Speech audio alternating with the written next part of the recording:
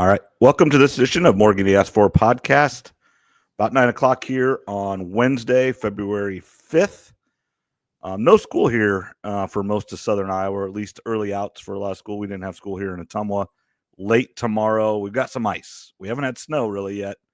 But we did get a little bit of ice. I'll be honest, I haven't left the yard. I've been outside and stuff on the sidewalks and stuff, but my car didn't move today. So, yeah, I didn't notice it was too bad, but I guess it was bad enough for us not to have school and then late start tomorrow, which doesn't surprise me about the late start, but wish we would have went to school this morning and got out about noon. I think it was okay till about then. And then I think the problem was it was about 3 o'clock or so when things started to happen, and that's about the worst time. Yeah, that's normally right when school's getting out. Vince was saying in the chat that I think he had to park in his grass because he couldn't get to his truck up the driveway. Yeah, he does. Yeah, he does. It's got a little incline there. And out here in Colorado today, I'm up in Fort Collins. It was about 62 degrees, so a little different than back home there for you guys. Yeah, I mean, we've talked about this about every week. We can't complain. It's been nice. It's been really warm. It's been really cold. But overall, no snow. I haven't used my snowblower yet. I think we had one time where we might have got 2 inches of snow. That was it. But it is what it is. It is not over yet. We still have a full month. I never think anything about snow all the way through February. And then once you get into March, you might get a snow. And it might even be, several inches, but it's not going to last very long. If you can get through February, it's going to snow in March. You'll probably get a snow in April. Definitely it will snow. I shouldn't say you're not necessarily always going to stick in April. It might on the grass a little bit, but if we can get through the next 2.5 weeks, 3 weeks, the snow probably won't last a long time. Yeah, like you said, just got to get to March, and then it'll start warming up, and you'll have people trying to get on the golf course even when it's wet out. I know Sheely will be out there walking, even if it's a muddy mess. A couple days ago, I think on social media, Matt put out the golf courses are closed because it was nice. It was 50-some degrees, sun was out, and honestly, that does a lot of damage to the course walking around the greens and stuff because they're still frozen. Then that's where you get to where you can see every step someone takes or a golf cart makes. It is hard on grass and stuff when you walk on it when it's frozen and then thawed, frozen, thawed. Yeah, I'm not jealous of that weather right now. Like I said, it's nice here. It's gonna cool off, and it's gonna be good weather to stay inside for the Super Bowl, which is going to be our main topic tonight. Yep. I know we're going to go over. You got any big plans for the game? No. The kids will be here. I think Laura and her kids are going to come. Nothing too much. It's just hard on a Sunday night with kids. We'll watch at least the first half. Tyler will be here, and then I'm gonna have to get him home. It's just he's getting old enough now where if the game's really close, and he's one of those. When he was about 4 or 5 years old, he loved Tom Brady. Well, now he loves Patrick Mahomes. He's one of those guys. But so he likes the Chiefs. So if the game's really close, he can stay till the game's over. I mean, he's old enough now. He can go to bed at whatever, and he'll be okay. But when the kids were younger and everything, and just with being divorced and getting kids back and forth, if I had the kids, it was just always kind of tough. But older now, so it'll be kind of depends on the game and what Tyler wants to do. But yeah, we'll just be here. Some food. Anybody wants to come over, come on over. But nothing too big here. I'm gonna have my parents' dog. My parents are going. Now this is funny. So we've talked about how many times we've been to Florida and everything with my uncle and everything. They're actually going to Florida for 2.5 weeks now. That was actually scheduled well before going to Florida for the months of October, November, and December. This was actually scheduled to get out of the weather for a couple weeks. So I'm going to have the dog starting Saturday or Sunday morning when they drop him off. So that makes it a little bit, not that he can't be here, but a little more difficult just to go do whatever you want when I'm not used to having a dog. Yeah, you're gonna have a full house. Are you making any special food or anything? I'll make chili. I'll make a cheese dip. Probably make some little smokies, and that's kind of my staples. Other than that, just whatever. Mm-hmm. Yeah, no, I'm going to be at home. I got to get on the road on Monday morning. Actually, heading to Vegas for a trip down there. So yeah, I'm not gonna get too wild. Like I told you before we got started, I got plenty of prop bets I'm going to have. A lot I haven't placed yet, but some I've got written down. So we'll kind of get into those as we go on. But let's get started with the game. I think it starts at 5:30 Yep. for you guys. I have a time 4:30 for me, so that I'm okay with. Should get over at a decent time. That way we're not up late. At least we're not on the East Coast. That's I don't know if anybody listens to Murph and Andy or two guys, the Iowa Everywhere people. They're really good. But Chris Hassel lives in Miami, or I think it's Delray Beach, but essentially Miami. And like when Iowa State played Arizona last Monday, a week ago, about 10 days ago now, it didn't start till 9 o'clock. Or when Iowa played UCLA and USC, started 8, 9, 10 o'clock.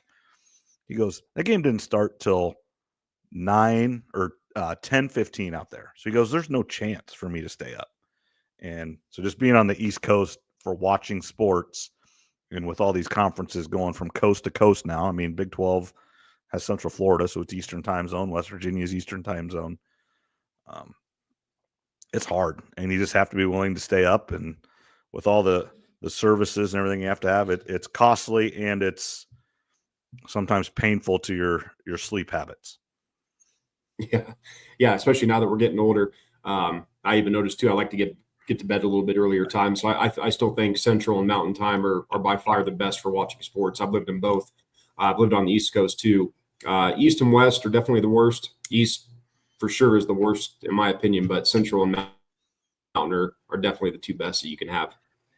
Yeah, like when you're out in the West Coast, which is, I'm just not there very often. When you're out in the West Coast, and I mean, essentially, you're still working when all the games are going on. A 6 o'clock start here, 4 o'clock out there, you're still right in the middle of the workday. I mean, that's tough.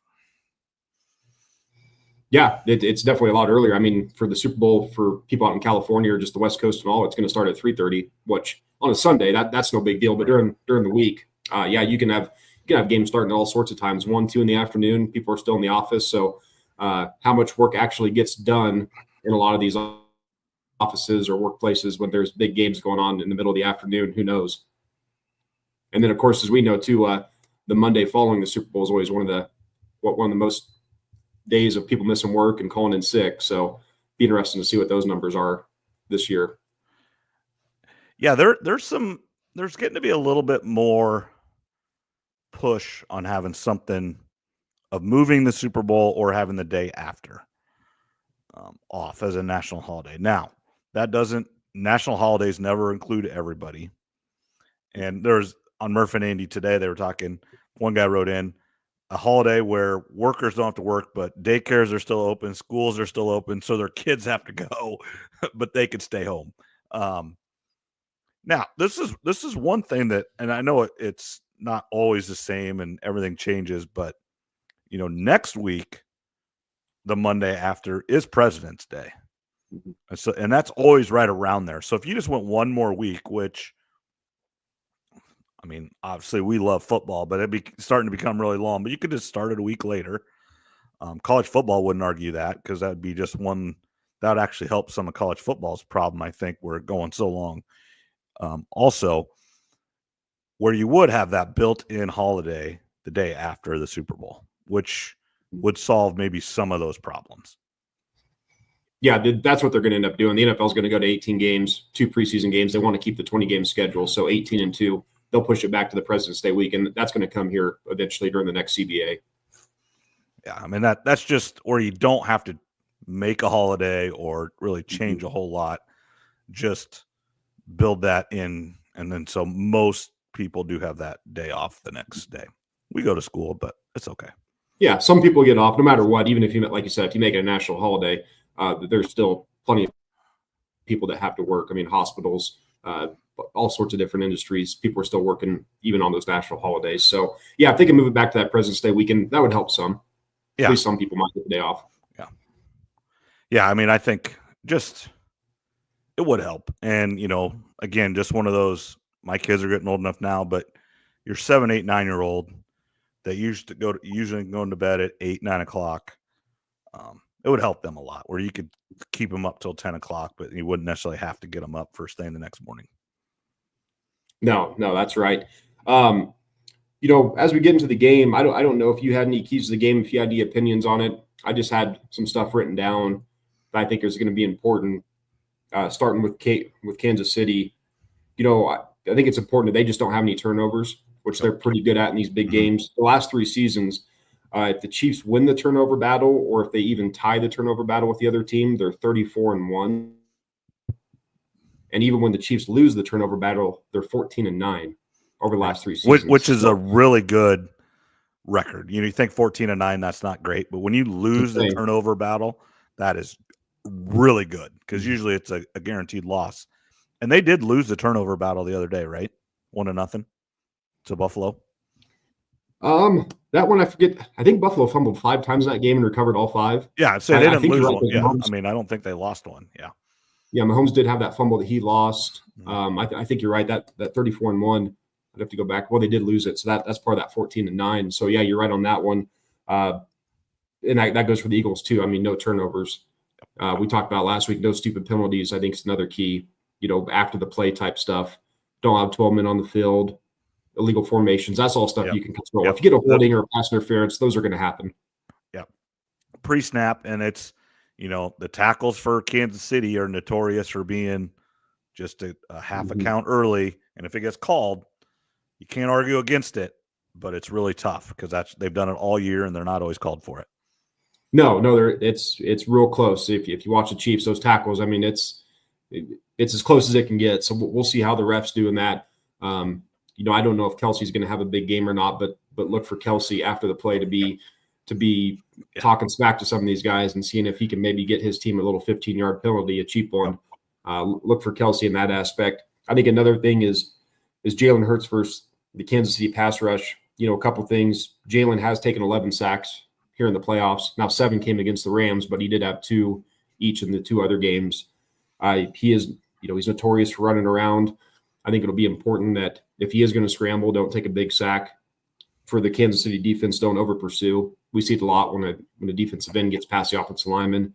They get upfield too quick. Quarterback steps up, makes a big pass play or run.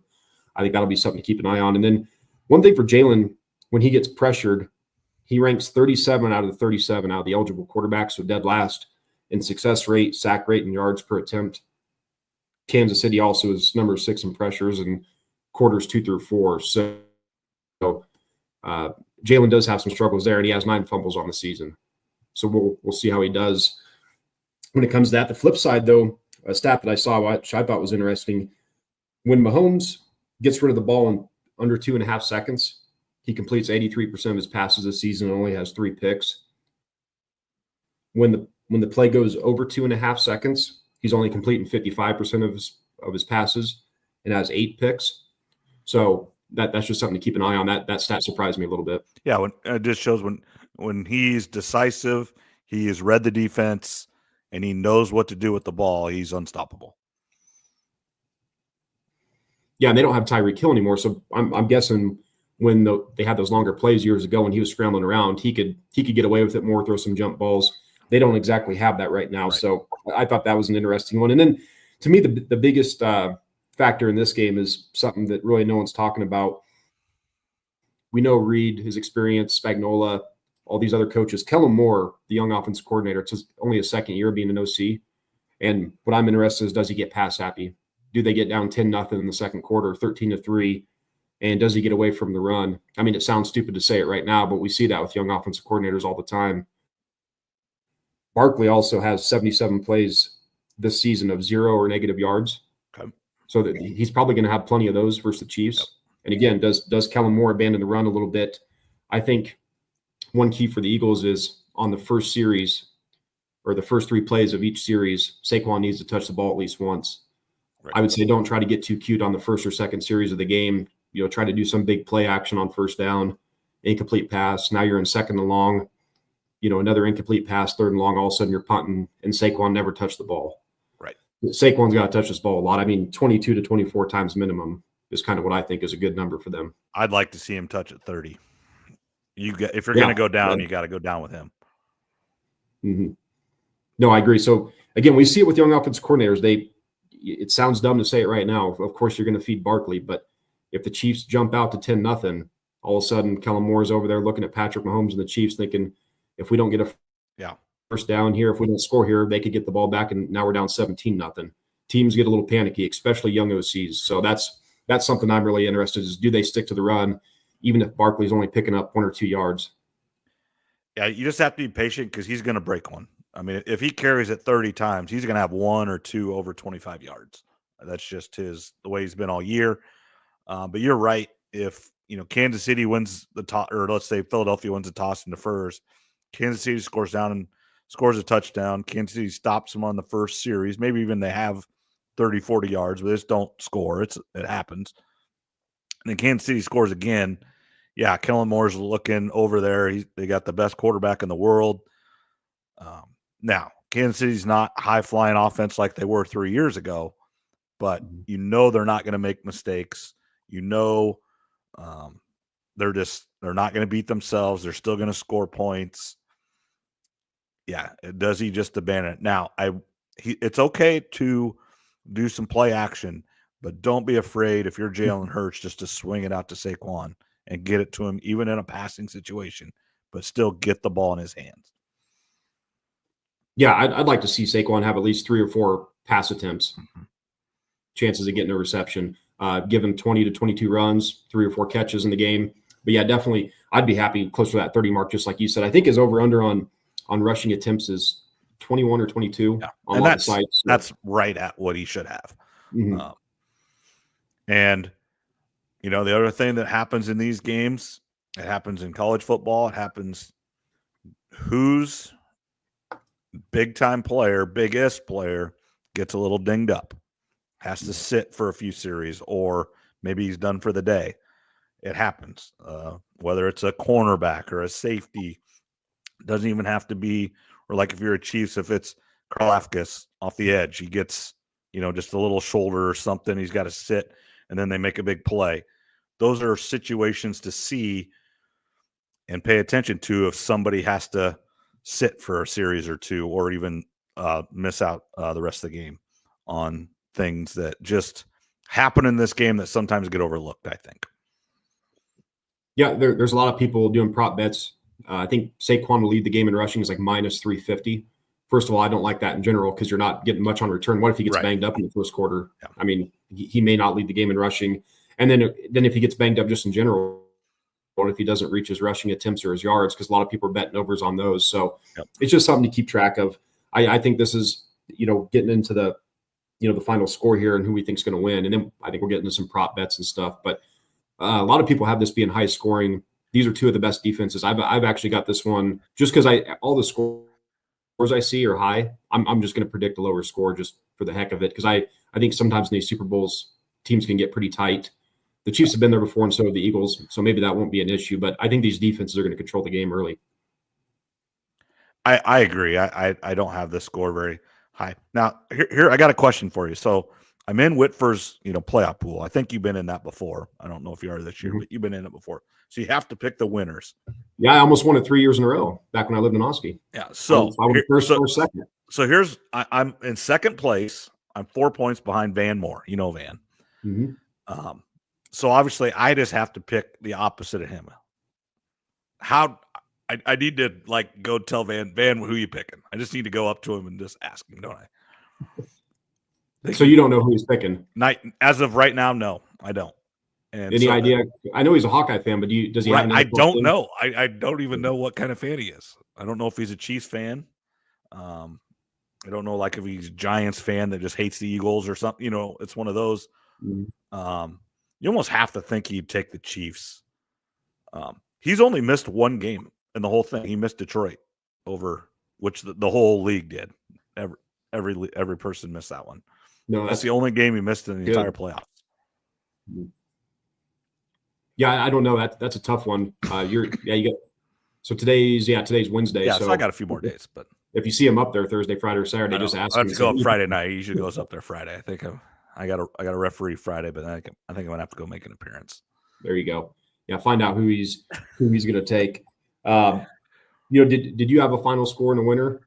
Yeah, I'm gonna go. Overall, I'm not a fan of either team. Doesn't really affect me either way, but I do think the better story is the Chiefs winning. So I'm going to pick the Chiefs 24-17. Close, lowish scoring. I mean, I wouldn't say that's low scoring, but it's lowish scoring.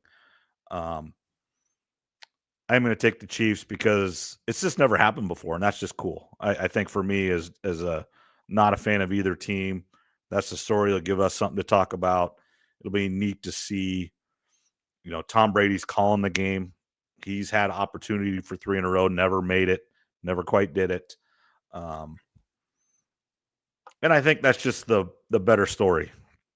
Now, and then the Eagle fans are just the worst fans. I don't want the Philadelphia to win anything just because their fans are awful.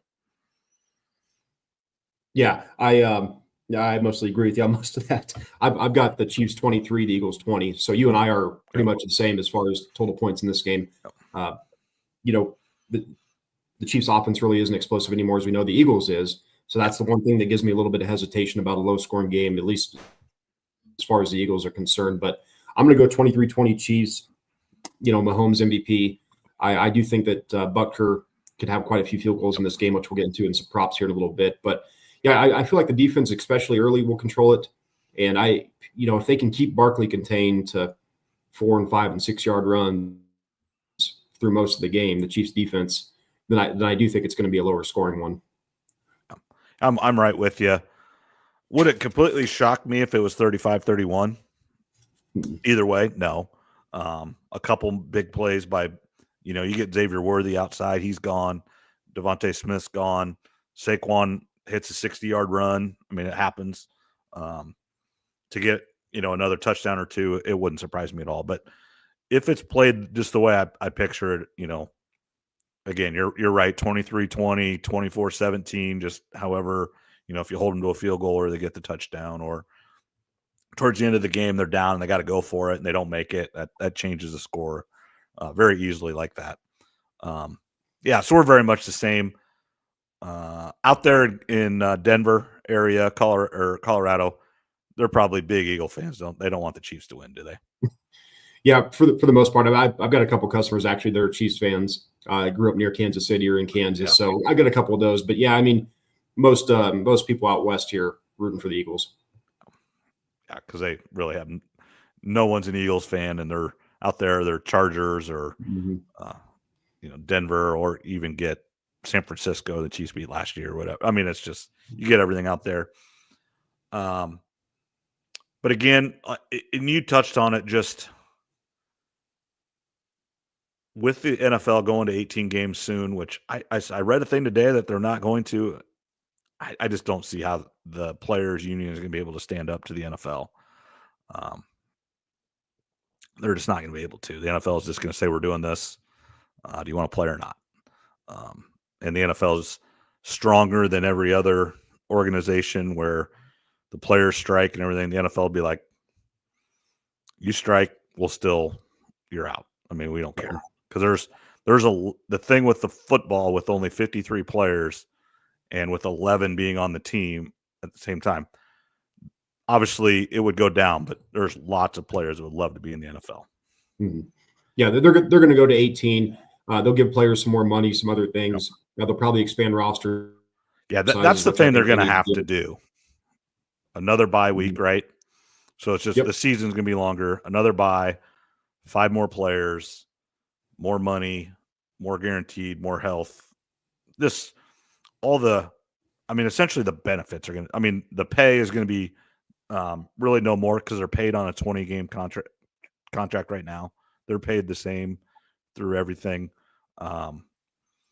But yeah, just their benefits and everything else is going to go up quite a bit. And you're going to, the thing the they're going to teeter on here is the reason no one watches the NBA, and sometimes baseball on that Sunday afternoon is hard to watch, is the load management and just guys taking days off. Now, some of it, they play 80 games, 160 games, but you start playing so many games, and we saw it this year from Christmas on, the Chiefs didn't have to play, and they're still right where they need to be.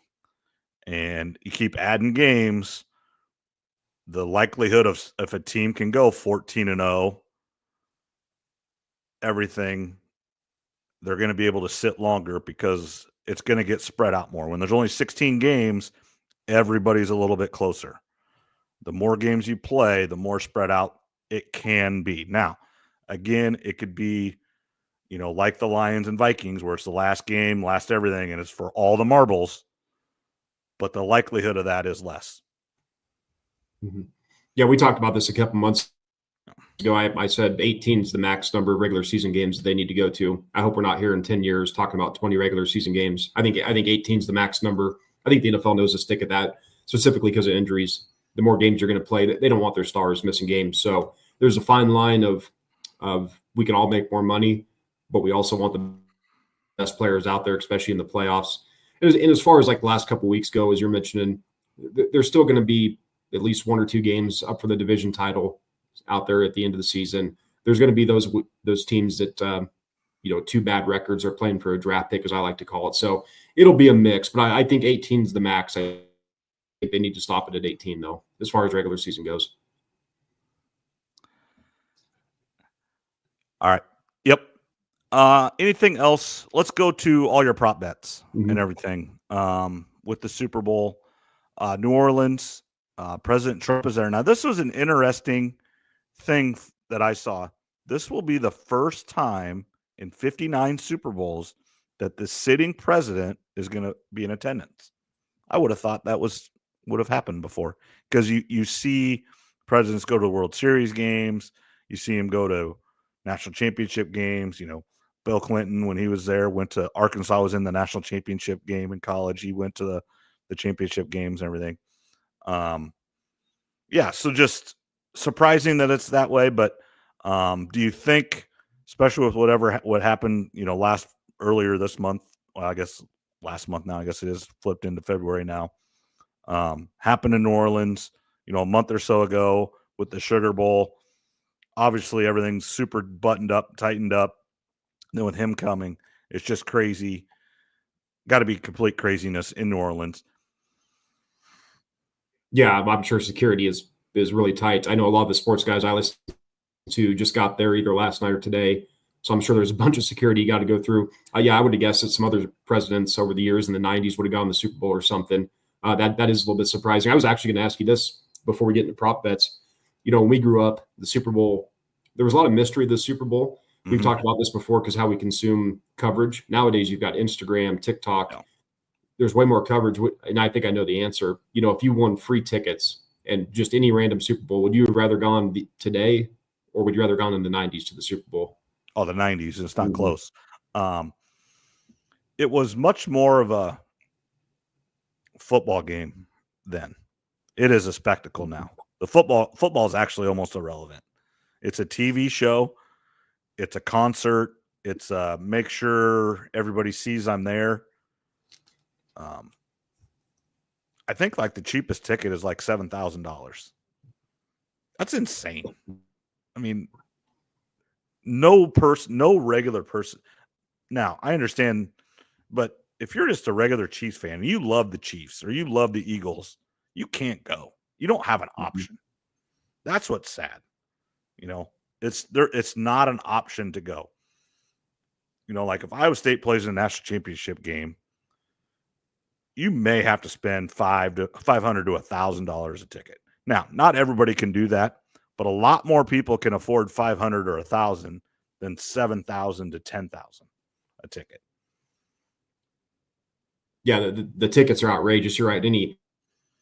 Any regular person or even people that make pretty good money can't even afford that. So it's a lot. And I don't know if anybody under $1 million a year can afford that. And even $1 million a year, that's a lot. Mm-hmm. Yeah, that's a lot of money. I just remember like in the 90s and early 2000s, like this week, Media Week was a big deal. I remember getting home from school and watching PTI Around the Horn Sports Center because you wanted to see all the coverage. I'd get on Packers.com, NFL.com, and forums. I'd print off stuff the night before. I'd print off articles and stuff that was going on, and then I'd print it out and take it to school the next day because I wasn't a big I wasn't big into paying attention in classes. So I'd print off stuff and take it and read it during study hall or during math class or stuff like that because it was tougher to get. Nowadays, you got Instagram, TikTok. It's just so the media week to me isn't that big of a deal as it used to be. And back when we were younger too, it wasn't always 2 weeks. Sometimes it was just the next week. Correct. Mm-hmm. It hasn't been a week off every year forever. Forget when, now you're kind of throwing me off with that. I think there were some just 1 weeks, but not a lot. I'm not going to say there's a lot, and it's been a while. Mm-hmm. But then the other thing that was always big, and I remember watching this, and my grandparents, I still have the pictures and the autographs and stuff that my grandparents got with them. Was right after the Super Bowl was the Pro Bowl in Hawaii the week after.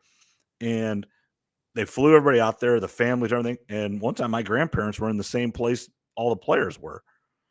And my grandma got pictures and autographs of, Carnell Lake. And I mean, there's a bunch of Steelers and I don't know if it was everybody or at least the Steeler guys were there.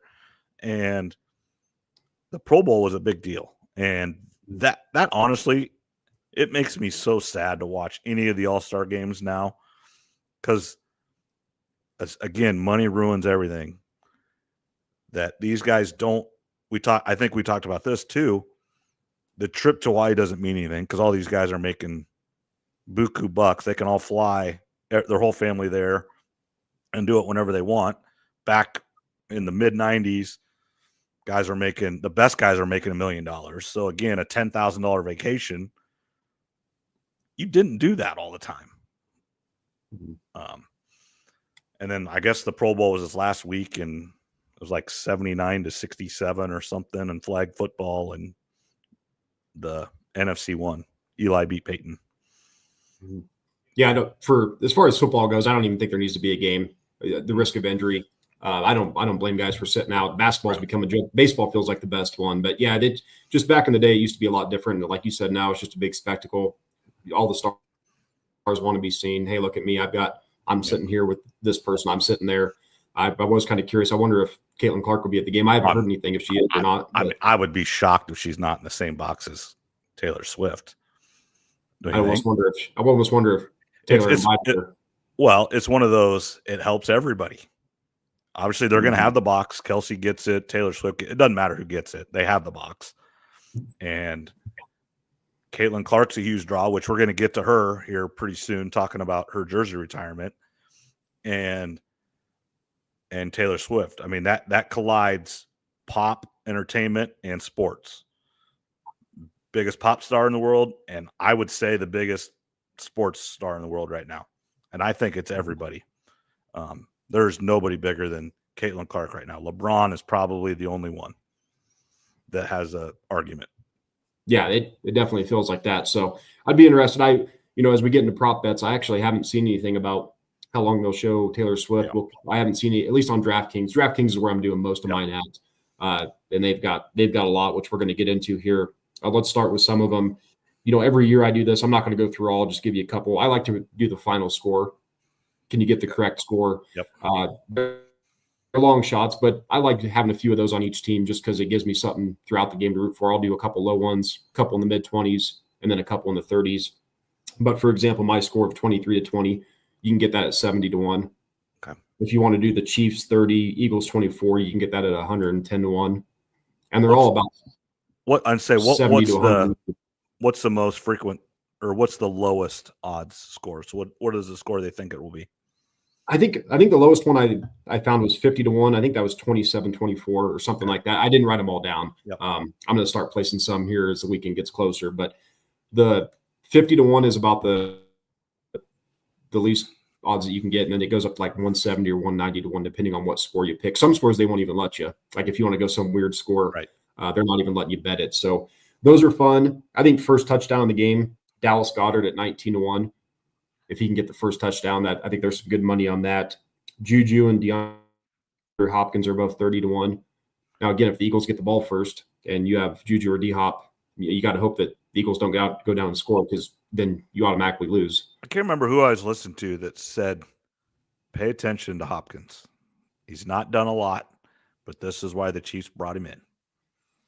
Kind of like a Beckham in the Rams, Now Beckham ended up getting hurt in the game and not being able to finish, but brought him in late in the year, wasn't a Ram all year, good, and then was having a great Super Bowl until he got hurt. Yeah, I think you can get D-Hop first touchdown 30-1, but I think you can get him at anytime touchdown 5 or 6-1. So if you're looking for a little better bet on that, that's one way you can go. Some props that I've already bet. This one sounds too good to be true, and it's not a super long shot, but it's long shot enough. Saquon Barkley and Kareem Hunt both to have 5 yards rushing each quarter. That's plus 425. Yeah, I was talking. So the guy I teach with, Kyle, he's a Chiefs fan, and you sent us that in the chat, and I brought that. He goes, I like it, but he goes, if Pachenko would come out and run it really well right away, Hunt may not get a carry in the first quarter. Yeah, and Pacheco hasn't played a ton in the playoffs. He's coming back from that injury. So, yeah, and watch it be Barkley in the first quarter that has like 2 rushes for 3 yards because they get 3 and outs, and then he goes for $120 the next 3 quarters, and I lose it. So I don't have a ton on that, but I did throw a little bet. Some others, I got Juju Watkins and Noah Gray to both have 2 catches, at least 2, at plus 250. Harrison Butker to make 3 field goals in the game, plus 310. I like this. I like that if I do, and here's one thing I want to see out of this game is, let's say the score gets a little wonky, and somebody's down 8 in the middle of the third quarter. Don't freaking go for 2. You're going to have to score again. There's way too much time. I'm seeing this. So they're down 2. They don't get it. The other team scores again. You go score again. Now you don't have a chance. Now you can't go for 2 this time because now you're down farther. So now you got to score, kick the extra point, and now you got to go score again. Chasing points too early is starting to drive me nuts. And I know the analytics are telling them that, because from 2 yards to get 2 yards is pretty good bet. But unfortunately, a lot of teams are having a lot of tough times with that. And the Chiefs stopped Allen doing the same thing that the Eagles are going to try to do. Essentially, now I think the Eagles are a little better at it because they actually get behind and push. The Bills just run a quarterback sneak, and Allen's just really, really good at it. But I just don't like teams chasing points. Just kick it. You're going to have to score again anyway. Now, I know it'll suck if you lose by 1 and you don't score for 15 minutes, but most times in the NFL, in the last 4 minutes of a game, one of the teams is scoring. Yeah. No, you're right. The Eagles will be the team that if they're going to chase points, it'll be the Eagles. Andy Reid's one of the most conservative coaches in the NFL, so he'll gladly take field goals. That doesn't bother him at all. If it's fourth and goal from the 3 or 4 yard line, I wouldn't be surprised if he just kicks it. So I like Butker at plus 310 to make 3 field goals. He won't miss. He won't miss. No, he's really good. George Karlaftis to get a sack plus 113. I like that. He's got 7 sacks in his 3 years in the playoffs. So I think that's a pretty good one. And then probably some bets that are likely to hit. You can tease the Chiefs Chiefs plus 7.5. So if you think the Eagles are going to win, you can get the Chiefs plus 7.5 and Barkley to score a touchdown, anytime touchdown, minus 115. I think that's pretty good because Barkley's probably going to get a touchdown if the Eagles are going to win. Butker to make 2 field goals and Jake Elliott to make 1, minus 115. Minus 115. I'd say you're going to have to lay some money for that one. But yeah. Yep, but that's Butker 2, Elliott 1, minus 115. Elliott's really good, but I don't trust him on a long one. If they need a 57-yarder, I don't know. His long on the year, I think, is 50, and he's missed 8 field goals, and he missed an extra point in the playoffs. So he's struggling a little bit, but I think he could get 1. You could go Chiefs money line and a Barkley touchdown plus 208, and you could also switch it up, Chiefs money line and a Hurts touchdown at plus 315. Now, if anybody listening is first time getting into betting, and anytime touchdown has to be rushing or receiving. Yeah. can't be passing. So that could not, fool some people if you're not for Hurts, he can't throw it to Mhm. Devontae Smith or whatever. No, he'd have to receive it or rush it. So, Which he's gonna. I would bet. I mean, Hurts anytime touchdown's gonna. You have to lay a lot of money for Hurts anytime touchdown. I think he's minus 110. Barkley's minus 195 for anytime touchdowns. That's not as much as I thought. And then there's some other ones where you could do who's going to lead the game in passing, rushing, and receiving. Okay. And this one, Mahomes to lead in passing yards. Okay. Devontae Smith to lead in receiving yards. And Saquon to lead in rushing. You can get that at 12-1. And there's a bunch. You can combine those with all sorts of different players. That's an interesting one there. As far as MVP goes, we talk about every year, whatever team you think is going to win, you bet the quarterback. Yep. This year is a little bit different, though, because with Barkley, Eagles, Barkley, I think, is plus 235. I didn't have it written down. And then Jalen Hurts is like plus 320 or plus 350. So if you think the Eagles are going to win, it makes it a little bit tougher because you got to pick one of those two more than likely. Whereas the Chiefs, you probably just go Mahomes. Yeah, I mean, something would have to go a little bit haywire if the Chiefs win for Mahomes not to be the MVP, because it would have to be they got close and they handed it to Pachenko or they handed it to Hunt twice. I would say if the Chiefs win and Mahomes does not win the MVP, they don't even score 20 points. Mm-hmm. That's they where they win 17-14, and it's a Hunt touchdown, and maybe it's a long pass to Worthy, but Mahomes only has $120, And if we get a low scoring game like 16-13, that's where I think Chris Jones at 60-1, George Karlaftis at 90-1 could be in play. We've seen defensive players win it before, and then I bet Cooper DeJean at 200-1. I threw $1 on him. He's their punt returner, so if it's a low scoring game, he has a punt return for a touchdown and maybe a game sealing interception. He could win it. Yeah, again on a 16-13 win, and he has the game sealing interception, and maybe he gets 2 interceptions or a fumble, a forced fumble, a good punt return that sets up a winning field goal or touchdown. I mean, yeah, it's a long shot. It really, really is. But he proved it at Iowa. He can make a play. Now, obviously, he's not a standout athlete in the NFL like he was at Iowa, because they're all that way. But if he gets an opportunity and he gets an interception and returns it to it, and he gets a little bit of blocking or he's out in front, he's scoring. He knows how to score touchdowns. I saw a thing on Twitter today. They were showing his highlights in the championship game against Van Meter. I mean, he's just untouchable, which is why small town Iowa football, when you're that good of an athlete, you're untouchable. But he was untouchable at Iowa. And a couple, he won Iowa football games. And you can make an argument he won one that they didn't win against Minnesota. But they needed a play. He made the play, got called back, and that's fine. But he still made the play. It's one of those. Louisville won the national championship. Well, they had to give it back. Well, they still won it. I mean, we all watched it. Memphis made the Final Four, got beat on a Marlo Chalmers last-second 3. They still made it. The banner's not up. Michigan made the championship game 2 years in a row. We all watched it. Reggie Bush still won the Heisman. Well, he got it back. He has it back now. He's back now. I know. But yes, he has the ability and is put in situations where he can change the football game. So he has a chance. Yep. And then just a couple more. I did bet Chiefs kicker or the return man Nico. He's 600-1. We've seen one special teams player win an MVP before in Desmond Howard. So I did throw $1 on him at 600-1. And the Eagles special teams can be a little hit or miss. And remember last Super Bowl between these two, there were some special teams plays. So at 600-1, I had to throw $1 on it. Yeah, it's one of those. You look at Desmond Howard. He drives me nuts on game day. But you forget how good he was, because he wasn't a great receiver. He was a return guy. That's what he was, kind of like Rocket Ishmael, a little right before him. He was a return guy, but he won the Heisman Trophy in a Super Bowl MVP. Not bad. No, and that year when he was on the Packers, he almost didn't make the team because he was injured a lot. Mike Holmgren talked about it. They had serious concerns about signing him because of the injuries. They didn't And he's little. He is not very big.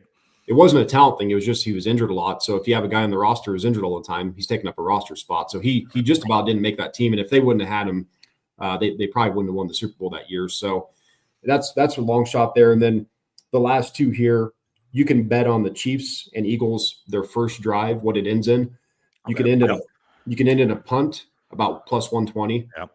And then you can end in a field goal attempt plus 330 to plus 360. And like I said, with the defenses, I think there's some good money on those first drives, a punt or a field goal attempt. Yeah. And you can do either team. And then the final one is under, both teams combined, under 285.5 rushing yards, minus 115. Say that number again. 285.5. Okay, 285. Both teams combined. Barkley could have 180 himself. I think he's going to struggle to get about. Well, I don't think he will, but I'm just saying, he could be at 95 and then break a 60-yarder, and all of a sudden he's at, and that's a couple of games where he had 200 yards. He was at $110, $115, and then broke a 60-yarder at the end. I think he's going to. I do think he breaks 100, but it's not by much, and it's a struggle. It's the 25 to 30 carries to get to a buck. That I'd go under on that one. I just don't think neither team will run it that well. They're gonna have to make some plays in the air. Yeah, I think Hunt's averaging like 44 yards a game or something. The Eagles defense is really good. There was one guy I was listening to. He thought the number should be closer to 260 rather than 285. So if you can find that one at minus 115, there might be some good value on that one. Plus, both these teams like to run the clock a lot. This could be a quicker Super Bowl with the clock running the ball. So I think the under on that one's probably a good bet. But that's, you can get on DraftKings and you can pick player receptions plus an anytime. You can combine everything. There's hundreds of thousands of different combinations of bets you can make. So it's fun getting on there. I've already got some placed, and I've got to get some more just because I don't bet a lot during the season. We've talked about it, especially spreads, because it's so tough. I mean, there's a reason Vegas wins a lot of money on sports gambling. Most people are bad at it. But for the Super Bowl, the final game of the season, I'm not plenty of bets out there. Just I want to enjoy the game. Each quarter, I want to have something that I'm paying attention to and rooting for, because it'll be a while till football gets started back up again. Do you get any, football squares or anything with that? I'm in a couple of those. I'm in a couple. Yeah, I got to find out what my numbers are, but those are probably not out yet. Actually, not out yet, but problem is they're all fundraisers, so it's one of those. If you win it, you feel like you just got to give the money back anyway. So I probably wouldn't win money, but they're fun though. Yeah, that was when I was young. It was. I think the first time the Bills and the Cowboys played, so it'd have been 93. Was that because they won 90, 92? They won 90. I forget. 91, 92. So I was like 12, 13. Go to a buddy's house, and his dad has squares up there, and my dad buys 2 or 3 squares for me, and the same ones hit. I got like 0 and 7. I got good numbers. And the first and second quarter were the same, so I won double. So it was good. First time, and I've been gambling ever since. You're addicted for life after that. Yep. Yeah, then, kind of same thing. I'm 18 years old. We go to Minnesota to gamble because you can gamble at 18 there. I won like $1,000 on a slot machine in the first 5 pulls. It's it was. I don't like slots, but I'll play them. But it's one of those. Well, this is fun. Yeah. I took that $1,000 and went to the blackjack table and probably lost it all. But most likely, that's typically how it goes for most people. But no, I think the prop bets are fun. I mean, a lot of them, even if you're someone that just doesn't want to gamble a bunch of money, if you got $10, you can find a few different bets, and it gives you something for throughout the game. And you can bet things that have nothing to do with the game. You can bet the Super Bowl singer, halftime songs, halftime length, the Gatorade bath. Yep. Coin toss. Coin toss. You can find things that have nothing to do with the football game. Yeah, so it's fun. I think there's a lot of different ones. I'm probably going to have too many, but like I said, it's the final game, so I'm okay with it. Like I said, each quarter I want to have something. I'm going to have to print off some sheets of paper and kind of keep track as the game's going on. Like I said, I'll just be watching by myself, so that's gonna give me my entertainment for the night. All right, awesome. Let's transition to college basketball here. let's start with the Iowa women and Caitlin Clark. Did you watch this? I did not, and I have not watched the highlights or anything yet.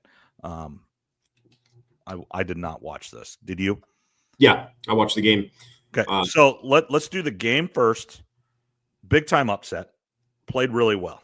Like Lucy Olson played like Lucy Olson's supposed to play, and that's when your best player plays the way they're supposed to play, and you're in a raucous environment.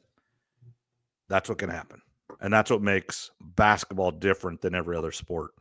And when you have a home crowd like that, and it's going nuts and psycho, and you want to impress who's watching you, that's what can happen. Yeah, it was a great game. I think Iowa got out 18-1 in the first quarter. Then USC comes back. What you expect? They're a great team. They're going to come back and close that gap. They actually go up going into half. Right. And then you're thinking, I was thinking too, I was like, all right, that was a nice story in the first half. Can Iowa really keep it together in the second? Juju struggled in the first quarter, especially. Then she got going. But yeah, it was a great atmosphere. That's USC. Juju's a famous player, but they haven't played in front of a crowd like that. Mm-hmm. And nobody plays in front of a crowd like Iowa, especially when Caitlin Clark's in the house. It's just different. So I definitely think that had a factor in the game. I thought before if they could keep it within 10 or 15, that'd be pretty positive. Well, they go out and win it. So now they've won 3 straight. And I don't know if I forgot to check if they're playing tonight. They might be, or maybe it's tomorrow. I think they play tomorrow. Iowa State played tonight. They beat Cincinnati by 20, the Iowa State women. Okay. But yeah, it was a big win. It's 3 in a row now. Now they got to build off it because if they're a bubble team, or they were, well, win over USC is going to get you. That's going to get you the nod in. Right. A big win like that. So they've got 2 or 3 games coming up that they can win. Teams that are in their ballpark as far as the standings go. And in my opinion, they need to win all 3 of them. If they can do that, then they really give themselves a good chance. But it was a fun game to watch. This year, the first 10 games or so were pretty fun. Then they've had their struggles. And that game versus USC, it felt like watching a game last year. And kind of as we talked about with Caitlin Clark being at the Super Bowl, one reason it felt like this, and she wasn't playing, but she's in the crowd. Caitlin Clark is there. Everything's a spectacle.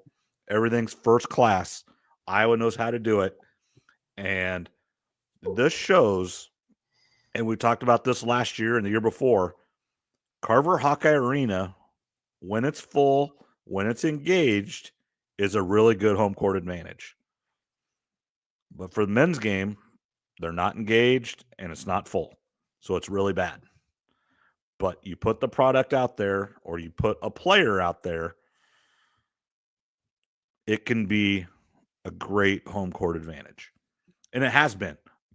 Growing up in the 90s when they were on Channel 17 every game, that place was rocking with Tom Davis running up and down the court, full court press, Chris Street, Jess Settles, Jared Koch, all those guys at the front of the press, just, the white guys from Iowa, and that's just what it was. And I know that's not how you play basketball today, but it can be a great arena. Now, does it need improvements? Yes. Hilton Coliseum needs improvements. And they were going to do it, and then COVID happened, and now you're going to have to pay players, so the money's just different. Things are different now, and that's okay. But just getting back to the Iowa, they're in a world of hurt. I do think Fran's time is done. It has to be now, I believe. And now it's just who you can get. There's one call to make, and he's got to turn you. You got to make him turn you down. You got to give him everything he wants, everything he needs. And that's DeVries out of West Virginia. But we'll see. Yeah, I'm not even plugged. Like I told you the past few right, but it's their best players out, and every injury is different. But it's just so weird to me. We have 3 players in Iowa right now that have a hurt hand. You got Taman Lipsey at Iowa State that everything says it's broken thumb, and he's playing. He's got it all taped up. He's actually playing pretty well. You have Milan Momcilovic from Iowa State, broke his hand, surgery, back in 4 to 6 weeks. He's not back yet, but he's getting closer. Then you have Freeman, broken hand, surgery, done for the year. Now, I understand every injury is different. Everything's different, but it's weird how 3 different scenarios with 3 different outcomes and situations. I would assume Lipsy needs surgery, but if he had surgery, he's out for the year, and he just said no. Now, his situation is a little different. He's probably not an NBA player, so he doesn't have millions and millions and millions of dollars. Now, I think he could probably play G League or overseas or whatever, but he's probably not a millions guy. Monsilovic, 6'9" guard, 3 guy that can shoot the heck out of the ball. He's probably got money in the NBA, so he wants to get it taken care of right away. And then Owen Freeman, a little more, we don't know yet, but definitely has aspirations and has some ability to get to the NBA. And then there's some question marks too. The team's not very good, probably not going to the tournament. They've got to start winning some games to even get to the Big Ten tournament. That's a whole different conversation. Not every team gets to the even Big Ten conference tournament this year. And is he just want out? Is he going to transfer? That's the rumor mill. It's just every situation is different and every injury is different. And it's weird how it's 3 different players in 3 situations here in Iowa. Who's Drake's head coach? Could Iowa go after him? Well, yeah, Ben McCollum, first year at Drake, 21-2. He was born in Iowa City, grew up in Storm Lake, played at BV. I think he went down I think he played at Nyack and Mason City and then went to Northwest. And then assistant coach, head coach was at Northwest. So, yes, if you can't get DeVries, I think that's another phone call you make. It's one of those you don't know. He won several national championships at Northwest. Obviously, the 1 year at Drake, really, really good. Local guy, probably not going to jump ship every few years. And that's the one thing that I'd wonder a little bit about DeVries and him. They're both in their first year at their place now. And they both proven to be pretty loyal before then. DeVries was at Creighton for like 20 years, 5 years at Drake, where he could have left almost every year if he wanted to. And then at Northwest, he won 4 or 5 national championships. So you can't tell me that somebody wasn't calling him every year after a national championship. Now, maybe not for a Drake or an Iowa, but a team like, Murray State or one of the Sun Belt, Mississippi Valley State, those teams, some D1 school was calling him. I'd be shocked if they weren't. Is Josh Sass the assistant coach at Drake too? Yep. Could he go along to Iowa, or maybe he could be the next coach at Drake? He's been the head. He was the head coach at Indian Hills for 1 year. Mm-hmm. Was assistant there and then went up, I think, to North Dakota and kind of bounced around. And was head coach at DMAC as well. Yeah, he could definitely go to Iowa and be part of that, or he could stay. Again, it depends what Drake wants. I think Drake's a pretty good job right now, so I do think it would probably be somebody that has head coaching experience at a higher level, or at least more time. Like if he would have, say, he'd have been the head coach at Indian Hills for like 5 years and then went to Drake as an assistant and then that guy left, definitely more likely. But I would say he'd probably get an interview there. But assistant at Iowa might be a better job than the head coach at Drake. Right. Depends what you want. Head coach at Drake, if you could win again, then you can go get a head coach bigger. So probably, I shouldn't say that. Probably the head coach at Drake is better than the assistant at Iowa. But if you're not going to get the head coach at Drake, obviously the assistant at Iowa is a way better job than the assistant at Drake. Yeah, both would be pretty cool no matter what one you're in. I mean, he's in a good spot right now as assistant at Drake in the season that they're having. So no, that's pretty cool to see him there, them having success. Getting back to Clark though, they played a great game. Did you watch the banner? I mean, it's the USC stayed after and watched. I thought that was pretty cool. That was a class act and a great job by whoever idea that was. If it was a head coach, if it was Juju, if it was the AD said you're watching, it doesn't matter whose decision it was. Great job by USC, and tough for them to go back out there after the loss. Just like there was a lot of worry about the celebration after the game because everybody assumed Iowa was going to lose. They're like, well, that's going to kind of suck. Now, again, they're celebrating stuff that had nothing to do with on the court, but it just turned into almost a perfect day at Carver and for the Hawkeyes. Yeah, no, it was. And I think, obviously the Indiana Fever are going to come and play a preseason game there. That's going to be a big deal. I think they need to do that every year, play a preseason game in Iowa City or Des Moines. And then I'm sure they've already talked about this. Probably but Quad Cities too, if you wanted. I mean, each year bring back the Final Four teams, both of them if you want, for a Saturday game. Maybe on Friday you have autograph sessions at Shields. I'm sure maybe they already even do that. But if you could get Caitlin Clark back for one home game a year where she's in the crowd, and then get her back for a preseason game every year, that'll really help. Obviously, it's going to be a full crowd during both of those games if they do that. I think she did say I did see she's only been back to Iowa City twice since she was done with the season last year, and I understand it. She went on the awards tour right after the season, and then was drafted and went. I mean, less than a month after she played that game, she was playing for the Fever. Speaking of the Fever, let's kind of go right to that real quick. They're better. One, they got a better coach, which needed to happen. But they've got better players now too, and re-signed the one they needed to. Yep. Yeah, they brought back Kelsey Mitchell, what was a big deal. That was a first step. Yep. And then 3 impact players: Natasha Howard, she's a 17-6-3 player. DeWanna Bonner, who's going to be an enforcer, she's a 15-6-2, and then Sophie Cunningham, who's one of my favorite players in the league. She can start or come off the bench. She's an 8-4-2 player.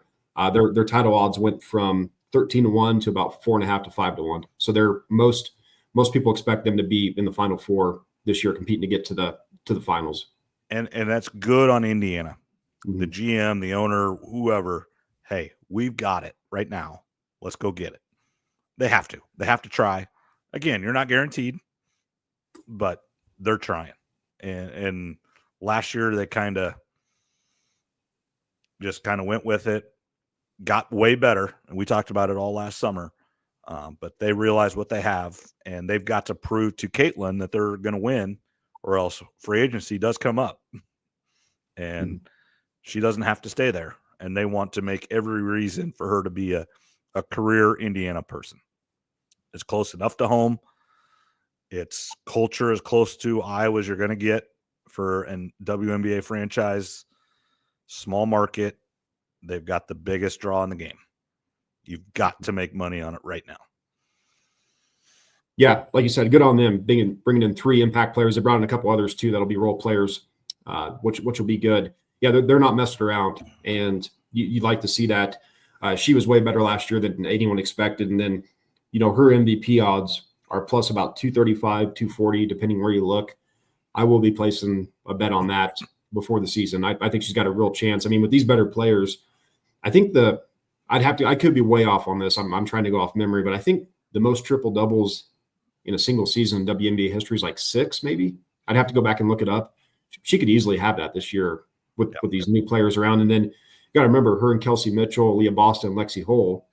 Those two already played a full season together. Now they're going into year 2, and these other players have been in the WNBA for a long time. They should get off to a much better start this year than last year. They should get off to a quick start. It'll be interesting. Has the schedule came out yet? Like, are they playing as hard? I mean, the WNBA knew what they were doing, but they put them in a unattainable position. There's no way they were going to be in a good start. No, it's a much favorable schedule. So it's a normal schedule, you could call it. So unlike last year where it was 11 games in 20 days or something ridiculous. So no, they should get off to a good start, and by the end of the year they should be competing. So yeah, as you said, they're not messing around. They're trying to prove to Caitlin that they're committed to winning now, winning every year. That way, hopefully, when her contract's up and she's a free agent, like a lot of these players are, which we're seeing right now, she re-signs there and doesn't go somewhere else. And let's just talk this real quick, and then we'll get to Iowa State to finish up here. Luka Doncic, AD. Shocking.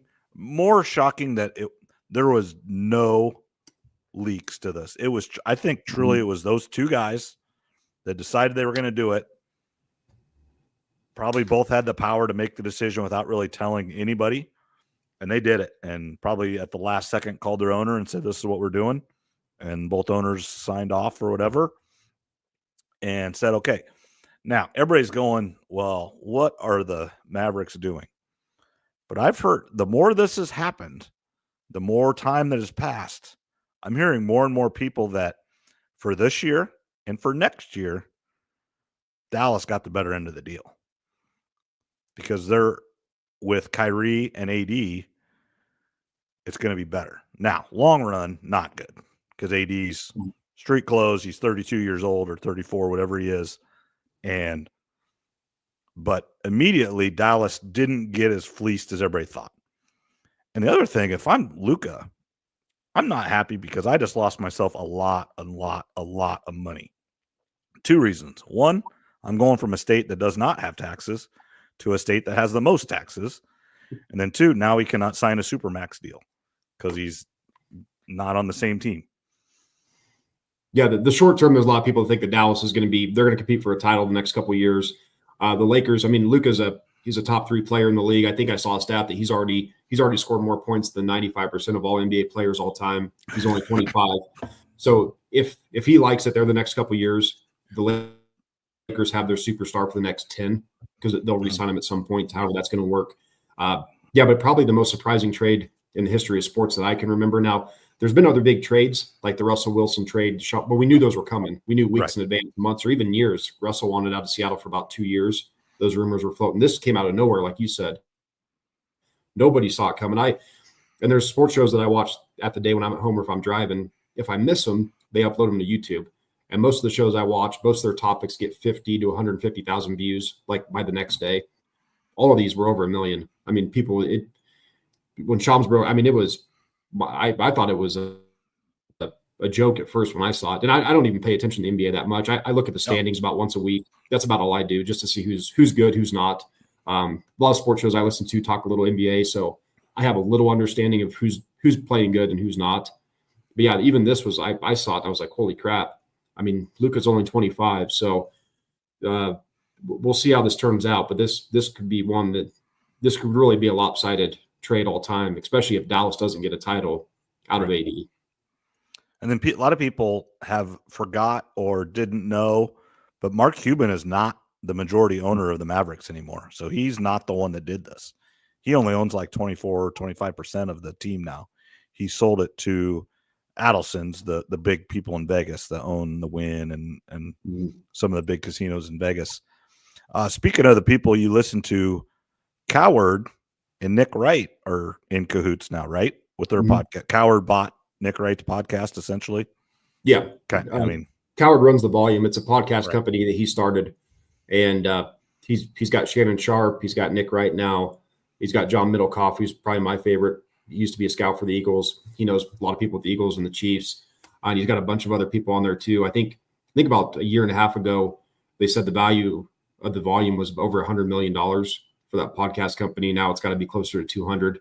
And he says he's got no intentions of selling it. His dream job, he said, was to be an NFL GM, which he said will never happen. So this is his version of getting to be a GM. He listens to people talk and watches videos, and then he goes out and signs them. So he's like, it's kind of like general manager of podcasting. Yeah. He says it's more fun to him. He's not even really worried about the money. He's kind of his own boss. He hires a lot of people that he likes that are his friends. So yeah, I didn't see. I just saw it earlier. I don't know what the amount was, but no, I didn't see it. I just saw that. I saw the highlight that Nick Wright is moving to Colin Howard's the volume. To the podcast, but Nick Wright will still be on FS1. A lot of those guys are all connected, and I think they're down in New Orleans. So, those are some of my favorite guys to listen to. So, all right, now last topic here, Iowa State. Did you watch any of the 3 games, kind of the last 10 days or whatever? Nope, I'm still not into college basketball, so I'm going to let you take the lead on most of this. But I know they're struggling right now. Right. So there's a bunch of ways to look at this, but. So if you look at it in they've lost 3 in a row. They're falling in every metric. They're falling in the rankings. They're falling in bracketology, everything. But since Monsilovich's injury, they're now 3-4. So they kind of are what they are without him. And if you look at it game by game, it's not as bad as you think. You lost on a Hail Mary that forced overtime at Arizona. If you could have won that game, so there's one loss. And then you lost at Kansas on Big Monday, where this is an unbelievable stat. Bill Self is 38-0 at home on Big Monday. That is unbelievable. So you were not winning there. I don't care what you were. You could have been number one in the country, undefeated. You were not winning there that night. Now, the argument is you shouldn't have got beat by 17, but you weren't winning that game. And then individually, the loss at Arizona isn't bad either. The one that has everybody in a fit, and me too, is the 19-point loss at home to Kansas State. That's the one that's driving everybody nuts. And me too. I mean, they didn't show up. They looked tired. There was about 3 minutes left in the game, and guys were just done. They were throwing the ball away. It was not a good look. And that's where there was a lack of effort, lack of just almost desire. Are they tired? Do they not like each other? That's where all these questions come in. Now, I follow Iowa State more than anybody, probably about. I'm not going to say I'm the most diehard, but you're not going to meet very many people more diehard than I am at Iowa State. So I watch everything. I listen to everything. Everything I've seen and heard, the guys still like each other. It's just not working out. And what's happening is without Momcilovic, the last 2 games, there's been 3 points off the bench. So they're playing with 5 guys, and when they bring in the guys off the bench, they're playing 5-on-4. That's what I'm seeing. Guys, they're just all standing in the lane. So now Gilbert and Lipsy cannot get in there and make plays. And they kick it out, and no one makes it through. They went 3 for 21 from 3-point range against Kansas. You're not going to win. You're not going to beat anybody going 3 for 21. So when Momcilovic gets back, it's going to separate the defense because they're going to have to cover him. Because if they pack it into the lane, they're going to kick it out. He's going to shoot it, and hopefully he shoots his 44% like he was before he got hurt. And now they're going to have to guard him. So now there's one less guy in the paint. Gilbert can get all the way to the hole. Or now you have Curtis Jones out on the 3-point range too, because now you got 2 guys out. It just solves everything. Because right now, Nate Heisey and Brant Chatfield coming off the bench absolutely give you nothing.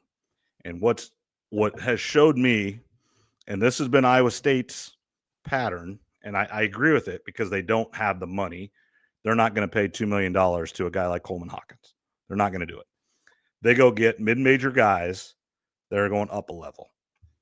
And Nate Heisey from UNI and Brant Chatfield from Seattle or whatever, they're not ready for Big 12 play. Now, they're both 5th, 6th-year guys, but neither one of them are Big 12 players. They're really good in non-conference. They can do a lot of things. Heisey can guard guys, but he can't play on offense.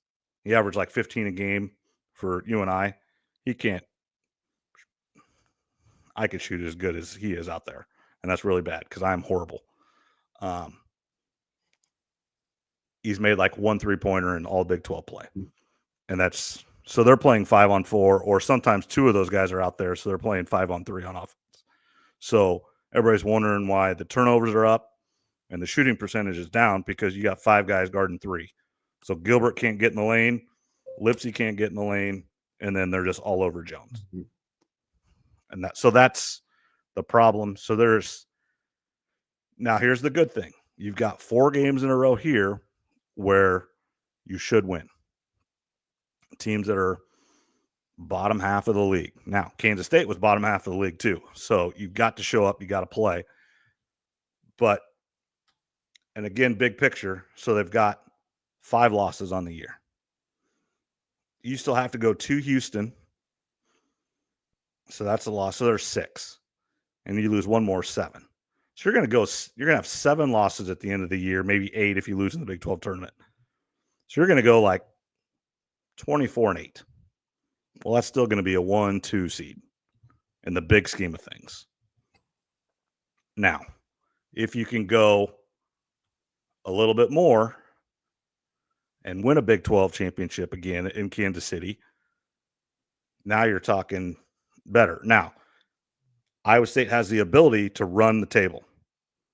And Auburn, I think, is playing a head and shoulders above everybody else right now. But Houston has a trip coming up where they go to Kansas State. I think they have to play Kansas at home. And I think they have to play Arizona. So they could lose 2 or 3 there. Arizona has to kind of do that same trip. They could lose a couple. So winning the Big 12 and some of these teams that have kind of jumped ahead of Iowa State, if you can win 4 in a row, those teams lose a couple, you jump right back up ahead of them. So lots of time left. Essentially, ask Iowa fans, it doesn't matter what you do in the regular season. If you get in the tournament and you make the Sweet 16, get the Elite 8, Final Four, no one cares what you did in the regular season. Yeah, I think I was joking with Doug the other night. I said, if you think Iowa State's a team that can get to the Final Four of the championship, now's a good time to buy because the odds are improving. Now's the time to buy low. And then I did see one bracketology. I think last night I was just looking. They did have them down to a 3 seed now, the first 3 seed. So they are flirting with that. You definitely want to stay in that 1 or 2 conversation. But again, if they can go on a run and go win the Big 12 tournament, that should secure them at worst a 2 seed and possibly a 1, right? Yeah, one's going to be hard, unless you don't lose another game. I mean, which is crazy to think, but it could happen. Then you're right back up there because then you wouldn't have lost for a month and a half when the tournament comes. Or maybe if you just lose that Kansas or the Houston game and you win every other game and you go for them to get a number 1 seed, they're going to have to win the Big 12 tournament and then really not lose. You can't really lose any more than 1 game the rest of the way because that would be 5 or 6 losses. I forget. So they had 1 loss going in. Now they got 4. So they got 5 already. So that'd be 6. So that'd get you, I don't know, what do they play now? 38 or 39 probably. So that'd get you 32-6, something like that. That's still tough to get a 1 seed because Auburn's not going to have 6 losses. I don't think they're head and shoulders everybody else. I don't think Duke's going to have 6 losses because the ACC sucks, which that's a whole different conversation. I don't know why that league sucks so bad now. It's really not good. Duke is really good. Duke can win the whole thing, but nobody else can. So 2 of the 4 top seeds are probably taken by Auburn and Duke then. Yeah, and then you're going to have 1 other team out of the SEC. It's going to be Alabama, it's going to be Florida, or Tennessee. Those 3 teams are all in the top 10. And I would say whoever ends up winning out of that group is going to have 1 as well. So there's 3, and then you're battling for that 4th-ish. Yeah, It's going to be hard. I would say Houston's going to get it because Houston's won a couple times that looked like they weren't supposed to, but they were tough enough and held on at the end. Yeah, well, we'll see how it finishes. I'll start watching some college basketball after this Sunday. Starting Big Monday. I don't know who plays, but Iowa State I don't think does play this Big Monday. They played the last 2, but that's when I'll start getting into it. And then a week from Sunday is my favorite event to bet on. Is the Daytona 500. So anyone out there who likes betting, likes to get a rush, I don't know much about NASCAR or racing just in general, but I'm telling you, if you want the funnest event to bet on, in my opinion, is the Daytona 500. You pick 8 or 10 drivers and you get down to those last 5 laps. You could have a guy in 14th place, 2 laps later, all of a sudden he's leading because you got wrecks, you got cars flipping over each other, people spinning out, you got the announcers screaming. And like I said, if you've got a bunch of drivers like I usually do, you usually got 2 or 3 there in the mix. And like I said, cars are flipping over each other. You got no idea what's going on. They go through all the smoke and the wreckage, and all of a sudden your guy's leading. And I've had it happen before where I've had a guy leading going into turn 3 or 4 on the last lap. He gets wrecked. I don't win nothing. And I've had the opposite too, where a guy's like in 8th place, goes into the final turn and goes and wins it. And then all of a sudden I win money. So I think the Daytona 500 it's the most exciting thing to bet on. I will say this. So that track, now I didn't go in it, but just I drove by it, is absolutely huge. I've never been by a big NASCAR track like that. I mean, the one in Newton isn't close to that. It's unbelievable how big that is. And it's a 2-mile track. It goes way back in there. And I just was amazed how big it was when I was down in Daytona over Christmas. Oh, the tracks are massive. I've been to Talladega twice, did a tour on the racetrack, and I think it's 65 or 75 miles an hour minimum you have to go on the turns. Oh, just Otherwise, to stay on there. Yeah. Just to stay on there. Otherwise, your car is going to get sucked down. So it's in person, it's really impressive. Those tracks are massive. Yeah. Anything else? We went a little long tonight, but Super Bowl, last football game. I did see, I think, 199 days till Iowa State is back. I think that was back home. So 193 or 2 days for them to play. That was weird too this week. Iowa State's football schedule just came out this week. 3 bye weeks. So bye weeks. I noticed that. It's crazy. They start, their first game is August 23rd and their last game is November 29th. That's a long season. But I do like the schedule as, individual game and who it is, but they play 3 games and a bye. Then they play 4 games, then a bye. And then I think they have 3 or 4 games.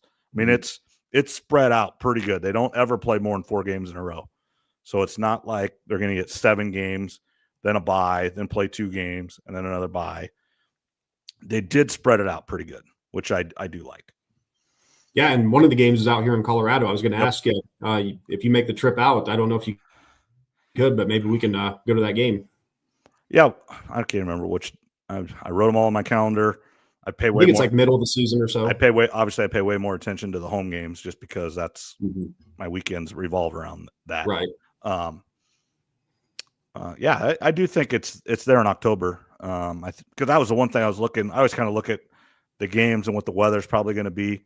Several home games early, with the Iowa game being at home, so you get that extra home game early in the season. But then it's weird because they go to Arkansas State, so it's one of those games that Pollard is cheap and will go 2 or 3 to 1. Arkansas State came up a couple years ago. They'll probably come back next year or the year after. But they are going to Arkansas State, which is tricky because Iowa State did that last year where they went to Ohio and got beat. And they've actually, and then that fan, I don't know if you remember that fan that got all over Campbell and stuff. And actually Iowa State's been really, really good since then. 11 wins this year, went like 6-2 after that last year. So been really good since then. So maybe need that fan to come do something in Hilton Coliseum on Saturday or yell at Otzelberger. Of course, Otzelberger will turn around and punch him right in the nose because I think he's a little bit more fiery than Campbell.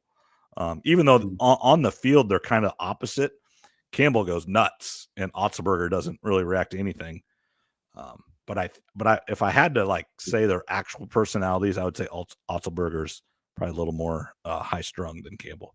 But I bet Campbell's, all those guys are a little high strung because they're personalities just to get those jobs in general. Yeah, no, that's right. So yeah, the schedules came out for all the Big 12 teams.